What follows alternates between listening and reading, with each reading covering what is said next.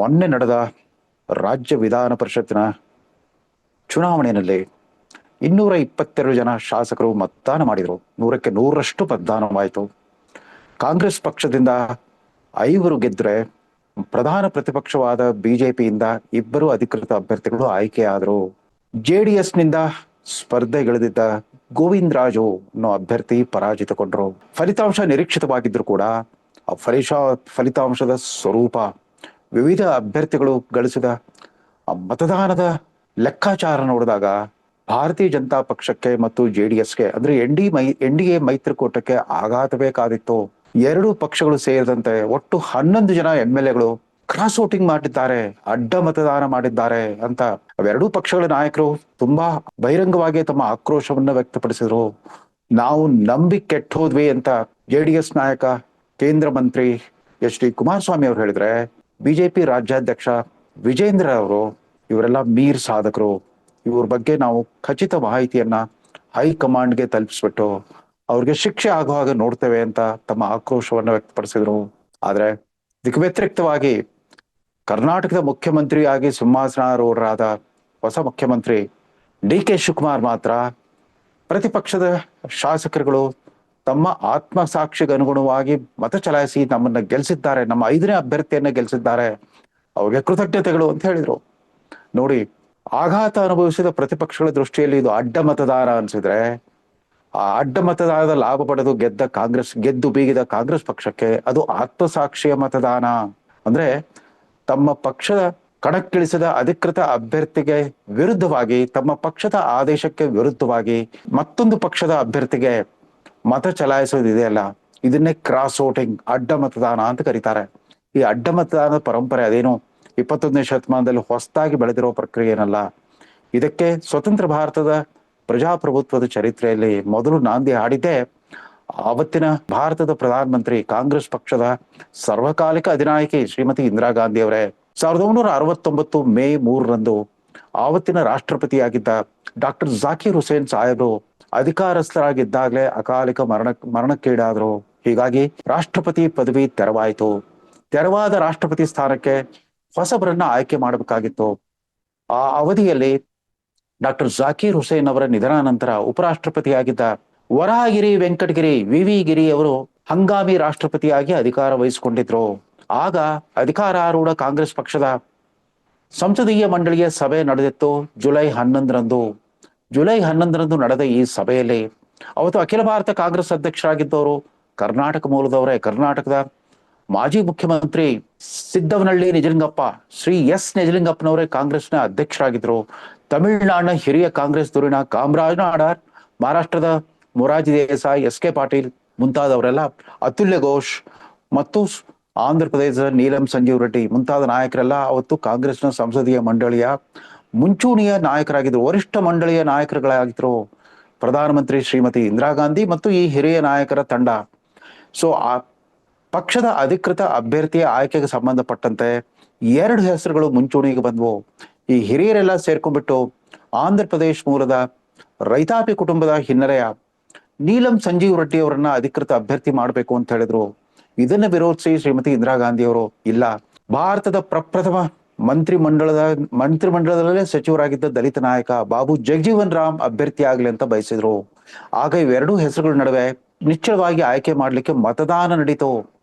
ಆಗ 6 ಮಂದಿ ಸಂಸದೀಯ ಮಂಡಳಿಯ ಸದಸ್ಯರೆಲ್ಲ ಮತ ಚಲಾಯಿಸಿದಾಗ 4 ಜನ ನೀಲಂ ಸಂಜೀವ್ ರೆಡ್ಡಿ ಅವರ ಪರವಾಗಿದ್ರು, 2 ಮಾತ್ರ ಪ್ರಧಾನಿ ಇಂದಿರಾ ಗಾಂಧಿ ಅವರ ಅಭ್ಯರ್ಥಿ ಜಗಜೀವನ್ ರಾಮ್ ಪರವಾಗಿದ್ರು. ಹೀಗೆ ಮತದಾನದ ಮೂಲಕ ಶ್ರೀ ನೀಲಂ ಸಂಜೀವ್ ರೆಡ್ಡಿ ಅವರನ್ನೇ ಕಾಂಗ್ರೆಸ್ ಪಕ್ಷ ರಾಷ್ಟ್ರಪತಿ ಸ್ಥಾನಕ್ಕೆ ಅಧಿಕೃತ ಅಭ್ಯರ್ಥಿ ಅಂತ ಘೋಷಣೆ ಮಾಡಿದ್ರು. ಇದರಿಂದ ಅಸಮಾಧಾನಗೊಂಡ ಇಂದಿರಾ ಗಾಂಧಿ ಅವರು ನೇರವಾಗಿ ಬೆಂಗಳೂರಿಗೆ ಬಂದ್ರು. ಅಂದಹಾಗೆ ಅದೇ ಅವಧಿಯಲ್ಲಿ ಅಂದ್ರೆ ಜುಲೈ 10ರಿಂದ 12ರವರೆಗೆ 1969ರಲ್ಲಿ ಲಾಲ್ ಬಾಗ್ನ ಗಾಜಿನ ಮನೆಯಲ್ಲಿ ಅಖಿಲ ಭಾರತ ಕಾಂಗ್ರೆಸ್ ಅಧಿವೇಶನ ನಡಿಬೇಕಾಗಿತ್ತು. ನೇರವಾಗಿ ಬೆಂಗಳೂರಿಗೆ ಬಂದವರೇ ಇಂದಿರಾ ಗಾಂಧಿ ಅವರು ಅತ್ಯಂತ ಅನಿರೀಕ್ಷಿತ ರೀತಿಯಲ್ಲಿ ತಾವು ಆವತ್ತು ಅಸ್ತಿತ್ವದಲ್ಲಿದ್ದ ಎಲ್ಲ ಖಾಸಗಿ ಬ್ಯಾಂಕ್ಗಳನ್ನ ರಾಷ್ಟ್ರೀಕರಣ ಮಾಡುವುದಾಗಿ ಒಂದು ಹೊಸ ಪ್ರಗತಿಪರ ಸಮಾಜವಾದ ನೀತಿಯನ್ನ ಘೋಷಣೆ ಮಾಡಿಬಿಟ್ರು. ಇದರಿಂದ ವಿಚಲಿತರಾದ ಪಕ್ಷದ ಹಿರಿಯ ಮುಖಂಡರೆಲ್ಲ ನಮ್ಮನ್ನ ವಿಶ್ವಾಸಕ್ಕೆ ತೆಗೆದುಕೊಳ್ಳದೇನೆ ಈ ರೀತಿ ಬ್ಯಾಂಕ್ ರಾಷ್ಟ್ರೀಕರಣದ ಘೋಷಣೆ ಮಾಡಿಬಿಟ್ರಲ್ಲ ಅಂತ ಅವರೆಲ್ಲ ಗಾಬರಿಗೊಂಡ್ರು. ಇಂದಿರಾ ಗಾಂಧಿಯವರ ಮುಂದಿನ ರಾಜಕೀಯ ನಡೆಯ ಬಗ್ಗೆ ಅವ್ರಿಗೆಲ್ಲ ಅನುಮಾನ ಶುರುವಾಗಿತ್ತು. ಅಂತೂ ಇಂತೂ ಬೆಂಗಳೂರಿನ ಈ ಅಧಿವೇಶನದಲ್ಲಿ ಕಾಂಗ್ರೆಸ್ ಪಕ್ಷ ಇನ್ನು ಮುಂದೆ ಸಮಾಜವಾದಿ ಪರ ನಿಲುವನ್ನ ತಾಳುತ್ತೆ. ತದನಂತರ ಬರಬಹುದಾದ ಸಂಸದೀಯ ಚುನಾವಣೆಯಲ್ಲಿ ಬಡವರ ಪರವಾದ ಬಂಡವಾಳಶಾಹಿಗಳು ಮತ್ತು ಉದ್ಯಮಪತಿಗಳಿಗೆ ವಿರುದ್ಧವಾದ ತೀರ್ಮಾನ ತೆಗೆದುಕೊಳ್ಳುತ್ತೆ ಅಂತ ಒಂದು ನಿಲುವು ತಾಳಬೇಕು ಅನ್ನೋ ಒಂದು ನಿರ್ಣಯ ಪಾಸ್ ಆಯಿತು. ಆಗ ಕಾಂಗ್ರೆಸ್ ನಲ್ಲಿ ಎರಡು ಬಣಗಳು ನಿಚ್ಚಳವಾಗಿ ಗೋಚರಿಸಿದ್ವು. ಈ ಹಿರಿಯ ನಾಯಕರಿದ್ದ ಅಂದ್ರೆ ನಿಜಲಿಂಗಪ್ಪ ನೇತೃತ್ವದ ಹಿರಿಯರಿದ್ದ ಆ ಬಣ ಸಿಂಡಿಕೇಟ್ ಅಂತ ಗುರುತಿಸಲ್ಪಟ್ರು.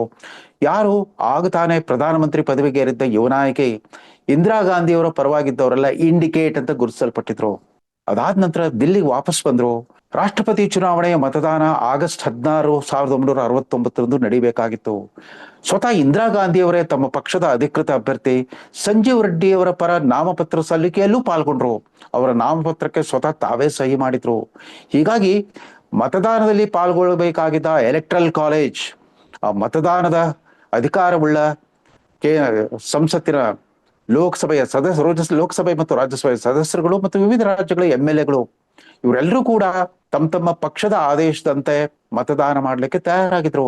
ಅಷ್ಟರೊಳಗಾಗಿ ಉಪರಾಷ್ಟ್ರಪತಿ ಮತ್ತು ಹಂಗಾಮಿ ರಾಷ್ಟ್ರಪತಿ ವಿ ಗಿರಿಯವರು ತಾನು ಪಕ್ಷೇತರ ಅಭ್ಯರ್ಥಿಯಾಗಿ ನಾಮಪತ್ರ ಸಲ್ಲಿಸುವುದಾಗಿ ಘೋಷಣೆ ಮಾಡಿಬಿಟ್ರು. ಆಗಲೇ ಎಲ್ರಿಗೂ ಒಂದು ಎಚ್ಚರಿಕೆ ಗಂಟೆ ಬಾರಿಸಿದಂಗಿತ್ತು. ಬಹುಶಃ ಈ ವಿ ಗಿರಿಯವರು ಪ್ರಧಾನಿ ಇಂದಿರಾ ಗಾಂಧಿ ಅವರ ಪರೋಕ್ಷ ಅಭ್ಯರ್ಥಿ ಆಗಲಿದ್ದಾರೆ, ಬಂಡಾಯ ಅಭ್ಯರ್ಥಿಯಾಗಿ ಕಣಕ್ಕಿಳಿದಿದ್ದಾರೆ ಅನ್ನೋದು ಎಲ್ರಿಗೂ ಗೊತ್ತಾಗ್ಬಿಡ್ತು. ಇದಾದ ನಂತರ ಇನ್ನೇನು ಮತದಾನ ಒಂದು ದಿವಸ ಇದ್ದಾಗ ಆಗಸ್ಟ್ 15, 1969 ಇಂದಿರಾ ಗಾಂಧಿ ಅವರು ತಮ್ಮ ಪಕ್ಷದ ಸಂಸದರು ಮತ್ತು ಶಾಸಕರಿಗೆ ಒಂದು ಬಹಿರಂಗ ಕರೆಯನ್ನು ಕೊಟ್ಬಿಟ್ರು. ಹೌದು, ಪಕ್ಷದ ಅಧಿಕೃತ ಅಭ್ಯರ್ಥಿ ಶ್ರೀ ನೀಲಂ ಸಂಜೀವ್ ರೆಡ್ಡಿ, ಆದ್ರೆ ಅವರ ಪರವಾಗಿ ಮತದಾನ ಮಾಡಲೇಬೇಕು ಅಂತ ನಾವೇನು ವಿಪ್ ಹೊರಡಿಸ್ತಾ ಇಲ್ಲ. ಶಾಸಕರು ಮತ್ತು ಸಂಸದರುಗಳು ತಮ್ಮ ಆತ್ಮಸಾಕ್ಷಿಗೆ ಅನುಗುಣವಾಗಿ ಮತ ಚಲಾಯಿಸ್ರಿ ಅಂತ ಆದೇಶ ಕೊಟ್ಬಿಟ್ರು. ನೋಡಿ, ನೀವು ಕಾನ್ಶನ್ಸ್ ವೋಟ್ ಮಾಡಿ, you vote according to your conscience ಅಂತ ಕರೆ ಕೊಟ್ಟಾಕ್ಷಣವೇ ಮರುದಿನ ಮತದಾನ ನಡೀತು. ಆಗಸ್ಟ್ 16, 1969 ನಡೆದ ಮತದಾನದಲ್ಲಿ ಮೊದಲ ಸುತ್ತಿನಲ್ಲೇ ಬಂಡಾಯ ಅಭ್ಯರ್ಥಿ ವಿ ಗಿರಿ ಅವರು ಲೀಡ್ ಪಡ್ಕೊಂಡ್ರು. ಆದ್ರೆ ಸ್ಪಷ್ಟ ಬಹುಮತ ಅವರಿಗೆ ದೊರೆತಿರ್ಲಿಲ್ಲ. 2ನೇ ಸ್ಥಾನದಲ್ಲಿ ಪಕ್ಷದ ಅಧಿಕೃತ ಅಭ್ಯರ್ಥಿ ನೀಲಂ ಸಂಜೀವ್ ರೆಡ್ಡಿ ಅವರಿದ್ರು. 3ನೇ ಸ್ಥಾನದಲ್ಲಿ ಅವತ್ತಿನ ಪ್ರಮುಖ ವಿರೋಧ ಪಕ್ಷಗಳಾದ ಜನಸಂಘ, ಸ್ವತಂತ್ರ ಪಾರ್ಟಿಗಳ ಅಭ್ಯರ್ಥಿ CD ದೇಶ್ಮುಖ್ ಅವರು ಒಂದ್ ಕಾಲದಲ್ಲಿ ರಿಸರ್ವ್ ಬ್ಯಾಂಕ್ನ ಗವರ್ನರ್ ಆಗಿದ್ರು. ಅವ್ರು 3ನೇ ಸ್ಥಾನದಲ್ಲಿದ್ರು. ಕಡೆಗೆ 2ನೇ ಪ್ರಾಶಸ್ತ್ಯದ ಮತಗಳ ಎಣಿಕೆ ನಡೆದಾಗ ಕಾಂಗ್ರೆಸ್ ಪಕ್ಷದ ಅಧಿಕೃತ ಅಭ್ಯರ್ಥಿಗಿಂತ ಬಂಡಾಯ ಅಭ್ಯರ್ಥಿ ವಿ ಗಿರಿ ಅವರಿಗೆ ಹೆಚ್ಚಿನ ಮತಗಳು ಬಂದಿದ್ವು. 4,20,077 ಮತಗಳು ವಿ ಗಿರಿ ಅವ್ರಿಗೆ ಬಂದ್ರೆ, ಅಧಿಕೃತ ಅಭ್ಯರ್ಥಿ ನೀಲಂ ಸಂಜೀವ್ ರೆಡ್ಡಿ ಅವರಿಗೆ 4,05,772 ಮತಗಳು ಬಂದಿದ್ವು. ಅಂದ್ರೆ ಕಾಂಗ್ರೆಸ್ನ ಅಧಿಕೃತ ಅಭ್ಯರ್ಥಿಗಿಂತ ಈ ಬಂಡಾಯ ಅಭ್ಯರ್ಥಿ ಅಂದ್ರೆ ಇಂದಿರಾ ಗಾಂಧಿ ಪ್ರಾಯೋಜಿತ ಬಂಡಾಯ ಅಭ್ಯರ್ಥಿ ವಿ ಗಿರಿ ಅವ್ರಿಗೆ ಹೆಚ್ಚಿಗೆ ಬಂದಿದ್ವು. ಅವ್ರಿಗೆ ಕಡೆಗೂ ವಿ ಗಿರಿ ಅವರೇ ರಾಷ್ಟ್ರಪತಿ ಸ್ಥಾನಕ್ಕೆ ಆಯ್ಕೆ ಆಗಿದ್ದಾರೆ ಅಂತ ಆವತ್ತಿನ ಚುನಾವಣಾ ಆಯುಕ್ತರಾಗಿದ್ದ SL ಶಕ್ತರ್ ಸಾಹೇಬ್ರು ಅವತ್ತು ರಾತ್ರಿ 10 ಭಾರತದ ನೂತನ ರಾಷ್ಟ್ರಪತಿಯಾಗಿ ವರಾಹಗಿರಿ ವೆಂಕಟಗಿರಿ ಅವರು ಆಯ್ಕೆ ಆಗಿದ್ದಾರೆ ಅಂತ ಘೋಷಣೆ ಮಾಡ್ಬಿಟ್ರು. ಈ ಸಂದರ್ಭ ಇದೆಯಲ್ಲ, ಆವಾಗ್ಲೇನೆ ಈ ಅಡ್ಡ ಮತದಾನಕ್ಕೆ ಒಂದು ಅಧಿಕೃತ ಸಿಂಧುತ್ವ ದೊರೆತು ಬಿಡ್ತು. ಅಡ್ಡ ಮತದಾನ ಮಾಡಿದ್ದನ್ನ ಶ್ರೀಮತಿ ಇಂದಿರಾ ಗಾಂಧಿ ಅವರು ಮತ್ತು ಅವರ ಬೆಂಬಲಿಗರು ಆತ್ಮಸಾಕ್ಷಿಯ ಮತದಾನ, ಕಾನ್ಶನ್ಸ್ ವೋಟ್ ಅಂತ ಘೋಷಣೆ ಮಾಡ್ಬಿಟ್ರು. ಅದಕ್ಕೊಂದು ಗೌರವಾನ್ವಿತ ಚೌಕಟ್ಟನ್ನು ಹಾಕೊಟ್ಬಿಟ್ರು. ಅದಾದ ನಂತರ ಆ ಪರಂಪರೆ ಹಾಗೆ ಮುಂದುವರಿತಾ ಬಂದಿದೆ. ನೋಡಿ, ಅದರ ಪರಿಣಾಮ ಏನಾಯ್ತು ಅಂದ್ರೆ ರಾಷ್ಟ್ರ ಮಟ್ಟದಲ್ಲೇ ಕಾಂಗ್ರೆಸ್ ಇಬ್ಬಾಗ ಆಗಿಬಿಟ್ಟು ಕಾಂಗ್ರೆಸ್ ಓ ಮತ್ತು ಕಾಂಗ್ರೆಸ್ ಆರ್ ಅಂತ 2 ಬಣಗಳು ಸೃಷ್ಟಿಯಾದವು. ಕಾಂಗ್ರೆಸ್ ಆರ್ ಅದು ಶ್ರೀಮತಿ ಇಂದಿರಾ ಗಾಂಧಿ ಅವರಿಗೆ ಸೇರಿತ್ತು. ಕಾಂಗ್ರೆಸ್ ಓ ನಿಜಲಿಂಗಪ್ಪನವ್ರ ನೇತೃತ್ವದ ಹಿರಿಯ ನಾಯಕರಿದ್ರು. ಅದಾದ ನಂತರದ ಚರಿತ್ರೆ ಎಲ್ರಿಗೂ ಗೊತ್ತಿದ್ದೇ ಆಗಿದೆ. ಇಂದಿರಾ ಗಾಂಧಿ ಅವರು ಸರ್ವಶಕ್ತ ಪ್ರಧಾನ ನಾಯಕಿಯಾಗಿ 1971 ಲೋಕಸಭಾ ಚುನಾವಣೆಯಲ್ಲಿ ತಮ್ಮ ಗರೀಬಿ ಹಠಾವೋ ಘೋಷಣೆ ಮೂಲಕ ಪ್ರಚಂಡ ಬಹುಮತದೊಂದಿಗೆ ಗೆದ್ದು ಬಂದ್ರು. ಸಂಸ್ಥಾ ಕಾಂಗ್ರೆಸ್ಸು ನೆಲ ಕಚ್ಚಿತು. ಹೀಗೆ ಈ ಪರಂಪರೆ ಇರೋ ಕಾಂಗ್ರೆಸ್ ಪಕ್ಷ ಸುಮಾರು 12 ವರ್ಷಗಳ ಹಿಂದೆ ಇಂಥದೇ ಪ್ರಯೋಗ ಮಾಡಿತ್ತು. ಇಂಥದೇ ಪ್ರಯೋಗ ಮಾಡಿ ತಮ್ಮದೇ ಪಕ್ಷಕ್ಕೆ ನಷ್ಟ ಉಂಟು ಮಾಡಿದ್ರು ಕಾಂಗ್ರೆಸ್ಸಿಗರು. ಅವತ್ತು 2012ರಲ್ಲಿ ಇದೇ ರೀತಿ ರಾಜ್ಯ ಅಸೆಂಬ್ಲಿಯಿಂದ ವಿಧಾನ ಪರಿಷತ್ಗೆ ನಡೆದ ಚುನಾವಣೆಯಲ್ಲಿ 3 ಅಧಿಕೃತ ಅಭ್ಯರ್ಥಿಗಳಿದ್ರು. MR ಸೀತಾರಾಮ್, ಮೋಟಮ್ಮ ಮತ್ತು ಇಕ್ಬಾಲ್ ಅಹ್ಮದ್ ಸರ್ಡ್ಗಿ. ಅವತ್ತು ವಿರೋಧ ಪಕ್ಷದ ನಾಯಕರಾಗಿದ್ದ ಸಿದ್ದರಾಮಯ್ಯನವರು ಬಯಸಿದ್ದು ತಮ್ಮ ಆಪ್ತ ಗೆಳೆಯ CM ಇಬ್ರಾಹಿಂಗೆ ಟಿಕೆಟ್ ಸಿಗಲಿ ಅಂತ ಬಯಸಿದ್ರು. ಅದು ಹಾಗಾಗ್ಲಿಲ್ಲ. ಅದರ ಬದಲು ಅವತ್ತು ಕೇಂದ್ರ ಸಚಿವರಾಗಿದ್ದ ಮಲ್ಲಿಕಾರ್ಜುನ್ ಖರ್ಗೆ ಅವರು ಕಣಕ್ಕಿಳಿಸಿದ್ದ ಮಾಜಿ ಸಂಸದ ಇಕ್ಬಾಲ್ ಅಹಮದ್ ಸರಡಿಗೆ ಅವರು 3ನೇ ಅಭ್ಯರ್ಥಿಯಾಗಿ ಘೋಷಣೆ ಆದ್ರು. ಈ ಟಿಕೆಟ್ಗಳು ಪ್ರಕಟ ಆಗ್ತಿರೋ ಹಾಗೆ ಸಿದ್ದರಾಮಯ್ಯನವರ ಕಟ್ಟ ಬೆಂಬಲಿಗ ಬೈರತಿ ಸುರೇಶ್ ತಾನು ಪಕ್ಷೇತರನಾಗಿ ಕಣಕ್ಕಿಳಿತೇನೆ ಅಂತ ಘೋಷಣೆ ಮಾಡಿಬಿಟ್ರು. ಅದ್ರ ಪರಿಣಾಮ ಏನಾಯ್ತು ಗೊತ್ತಾ? ಫಲಿತಾಂಶ ಪ್ರಕಟವಾದಾಗ 3 ಅಧಿಕೃತ ಅಭ್ಯರ್ಥಿಗಳ ಪೈಕಿ ಮೋಟಮ್ಮ ಮತ್ತು MR ಸೀತಾರಾಮ್ ಕನಿಷ್ಠ ಮತಗಳನ್ನ ಪಡ್ಕೊಂಡ್ಬಿಟ್ಟು 19 ಮತಗಳನ್ನ ಪಡ್ಕೊಂಡ್ಬಿಟ್ಟು ಗೆದ್ರು. ಬಲಿಪಶು ಆದವರು ಕಾಂಗ್ರೆಸ್ ಪಕ್ಷಕ್ಕೆ ಇವತ್ತಿಗೂ ಕೂಡ 100ಕ್ಕೆ 100ರಷ್ಟು ಅಚಲ ಬೆಂಬಲ ಕೊಡ್ತಾ ಬಂದಿರೋ ಮುಸ್ಲಿಂ ಸಮುದಾಯದ ನಾಯಕ ಇಕ್ಬಾಲ್ ಅಹಮದ್ ಸರಡ್ಗಿ ಸೋತೋಗ್ಬಿಟ್ರು. ಬೈರತಿ ಸುರೇಶ್ ಉಳಿದ ಎಲ್ಲ ಅಭ್ಯರ್ಥಿಗಳಿಗಿಂತ ಹೆಚ್ಚಿನ ಮತಗಳು 23 ಮತಗಳನ್ನು ಪಡ್ಕೊಂಡು ಗೆದ್ದು ಬಂದ್ರು. ಅವ್ರನ್ನ ಪಕ್ಷದಿಂದ ಸಸ್ಪೆಂಡ್ ಮಾಡೋ ನಾಟಕ ಆಡಿದ್ರು. ಮುಂದೆ ಇದೇ ರೀತಿ ಹೆಬ್ಬಾಳ ಅಸೆಂಬ್ಲಿ ಕ್ಷೇತ್ರಕ್ಕೆ ನಡೆದ ಉಪಚುನಾವಣೆಯಲ್ಲೂ ಕೂಡ ಕಾಂಗ್ರೆಸ್ನ ಅಧಿಕೃತ ಅಭ್ಯರ್ಥಿ ಹಿರಿಯ ನಾಯಕ ಜಾಫರ್ ಶರೀಫ್ ಅವರ ಮೊಮ್ಮಗ ಇದ್ರು. ಅವರನ್ನು ಕೂಡ ಇದೇ ರೀತಿಯ ಒಳತಂತ್ರ ಮಾಡಿಬಿಟ್ಟು ನೇರ ಅಸೆಂಬ್ಲಿ ಬೈ ಎಲೆಕ್ಷನ್ ಅಲ್ಲಿ ಕೂಡ ಸೋಲಿಸ್ಬಿಟ್ರು ಇದೇ ಬೈರತಿ ಸುರೇಶ್. ತದನಂತರದ ದಿನಮಾನಗಳಲ್ಲಿ ಸಿದ್ದರಾಮಯ್ಯನವರು ಅಧಿಕಾರದಲ್ಲಿದ್ದಾಗಲೆಲ್ಲ ಅವರ ಆಸ್ಥಾನದ ಪ್ರಮುಖ ರೂವಾರಿ ಹಾಕೋಬಿಟ್ರು. ಅತ್ಯಂತ ಬಲಿಷ್ಠ ಅರ್ಬನ್ ಡೆವಲಪ್ಮೆಂಟ್ ಇಲಾಖೆಯನ್ನ ಪಡ್ಕೊಂಡ್ಬಿಟ್ಟು ಅವರ ಎಲ್ಲ ರಾಜಕೀಯ ವ್ಯವಹಾರಗಳ ನಿರ್ವಾಹಕರು ಅನ್ಸ್ಬಿಟ್ರು. ಇದು ಕಾಂಗ್ರೆಸ್ನ ಚರಿತ್ರೆ. 12 ವರ್ಷಗಳಿಂದ ಕ್ರಾಸ್ ವೋಟಿಂಗ್ ಮೂಲಕ ಕಾಂಗ್ರೆಸ್ ಪಕ್ಷ ತನಗೆ ತಾನೇ ನಷ್ಟ ಮಾಡ್ಕೊಂಡಿದ್ರೆ, ಮೊನ್ನೆ ನಡೆದ ಈ ವಿಧಾನ ಪರಿಷತ್ ಚುನಾವಣೆಯಲ್ಲಿ ಕಾಂಗ್ರೆಸ್ ಪಕ್ಷ ತನ್ನ ಎದುರಾಳಿ ಪಕ್ಷಗಳ 2ರಿಂದನೂ 11 ಮತಗಳ ಕ್ರಾಸ್ ವೋಟಿಂಗ್ ಮಾಡ್ಕೊಂಡ್ಬಿಟ್ಟು ಲಾಭ ಪಡ್ಕೊಂಡಿದೆ. ಮುಖ್ಯಮಂತ್ರಿಗಳ 5ನೇ ಅಭ್ಯರ್ಥಿ ಗೆದ್ದಿದ್ದಾರೆ. ಬಿಜೆಪಿಯ ಇಬ್ಬರು ಅಧಿಕೃತ ಅಭ್ಯರ್ಥಿಗಳ ಪೈಕಿ ಒಬ್ರು ಲಿಂಗರಾಜ್ ಪಾಟೀಲ್, ಅವರಿಗೆ ಕನಿಷ್ಠ ನಿಗದಿಯಾದ 28 ಮತಗಳು ಕೂಡ ಬರಲಿಲ್ಲ, 27 ಮತಗಳು ಬಂದ್ವು. ಹಾಗೂ ಹೀಗೂ 2ನೇ ಪ್ರಾಶಸ್ತ್ಯದ ಮತಗಳ ಎಣಿಕೆ ಆದ್ಮೇಲೆ ಅವ್ರನ್ನೇ ಘೋಷಣೆ ಮಾಡಿದ್ರು. ಮತ್ತೊಬ್ಬ ಬಲಿಪಶು JDS ಪಕ್ಷದಿಂದ ಕಣಕ್ಕಿಳಿದಿದ್ದ ಗೋವಿಂದರಾಜು, ಅವರಿಗೆ ಅವರದೇ ಪಕ್ಷದ 18 ಮತಗಳ ಬದಲು 14 ಮತಗಳು ಮಾತ್ರ ಬಂದ್ವು. ಬಿಜೆಪಿಯಿಂದ 7 MLAಗಳು, JDS ನಿಂದ 4 ಕ್ರಾಸ್ ವೋಟಿಂಗ್ ಮಾಡಿದ್ದಾರೆ ಅಂತ ಈಗ ಆರೋಪಗಳು ಕೇಳಿ ಬರ್ತಾ ಇದ್ದಾವೆ. ಅಂದಹಾಗೆ ಈ ಅಡ್ಡ ಮತದಾನ ಅಥವಾ ಕ್ರಾಸ್ ವೋಟಿಂಗ್ ಅದು ಕೇವಲ ನಾವು ನಾಯಕರ ದೃಷ್ಟಿಯಿಂದ ಮಾತ್ರ ನೋಡಬಾರದು. ಯಾವತ್ತು 1985-86ರಲ್ಲಿ ಆವತ್ತಿನ ಪ್ರಧಾನಿ ರಾಜೀವ್ ಗಾಂಧಿ ಅವರು ಪಕ್ಷಾಂತರ ನಿಷೇಧ ಕಾನೂನನ್ನು ಜಾರಿಗೆ ತಂದ್ರು, ಆವಾಗ್ನಿಂದ ರಾಜ್ಯ ಮಟ್ಟದಲ್ಲಿ MLAಗಳು, ಕೇಂದ್ರದಲ್ಲಿ ಲೋಕಸಭಾ MP ಗಳು ಅವರೆಲ್ಲರೂ ಕೂಡ ತಮ್ಮ ಪಕ್ಷದ ಶಾಸಕಾಂಗ ಪಕ್ಷ ಮತ್ತು ಸಂಸದೀಯ ಪಕ್ಷದ ನಾಯಕನ ಕೈಯಲ್ಲಿ ಗುಲಾಮರಾಗ್ಬಿಟ್ಟಿದ್ದಾರೆ. ಅವರ ಅಭಿವ್ಯಕ್ತಿ ಸ್ವಾತಂತ್ರ್ಯ, ರಾಜಕೀಯ ಸ್ವಾತಂತ್ರ್ಯಕ್ಕೆ ಸಂಚಕಾರ ಬಂದ್ಬಿಟ್ಟಿದೆ. ಹೀಗಾಗಿ ತಮಗೆ ಅನಿಸಿದ್ದನ್ನ ಆಡಿ ತೋರಿಸೋ ಹಾಗಿಲ್ಲ, ಆಡಿದ್ದನ್ನ ಮಾಡಿ ತೋರಿಸೋ ಹಾಗಿಲ್ಲ. ಅವರೆಲ್ಲ ಇಂಥ ಸಂದರ್ಭಕ್ಕೆ ಕಾದಿರ್ತಾರೆ.